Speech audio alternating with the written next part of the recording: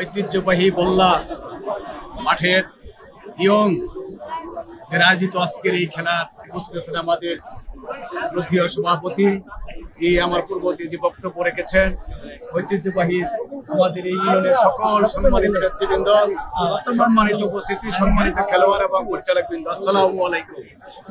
আজকে ওয়াপুর থেকে আল্লাহ রাব্বুল আলামিন একটা কথা বলে আসলে খুব ভালো লাগছে। এই মাঠেই আমি এক সময় রজুর সাথে একটা টিম নিয়ে আসছিলাম, আমরা টিম অংশগ্রহণ করে কয়েকদিন খেলায় আমরা ফাইনালে খেলা খেলেছিলাম।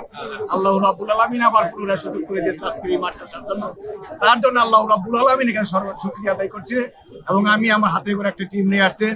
এই টিম আমার না, টিম হচ্ছে আমাদের নেতা, আপনারা জানেন আব্দুল সালাম পিন্টু সাহেব, সুলতান সালাউদ্দিন টুকু সাহেব আমাদের সার্বিকভাবে সহযোগিতা করে থাকে।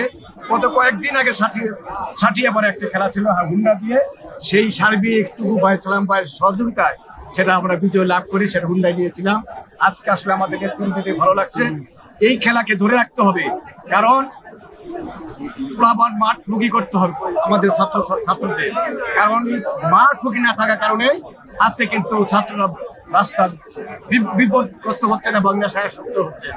এই নেশা থেকে ফিরানোর জন্য খেলার প্রয়োজন এবং শরীর গঠন করার জন্য এই ক্রীড়াঙ্গনে ছাত্রদের অবশ্যই বসে থাকার দরকার।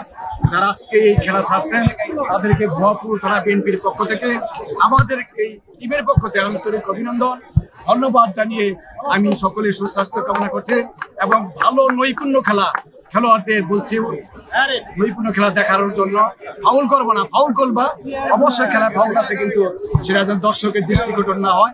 সবাইকে এই কথা বলে আমাদের জাজমেন্ট যারা আছে নিরপেক্ষ হবে জাজ দিবেন, সবাইকে ধন্যবাদ দিয়ে আমি আমার কথা শেষ করছি। আসসালামু আলাইকুম ওয়া রাহমাতুল্লাহি।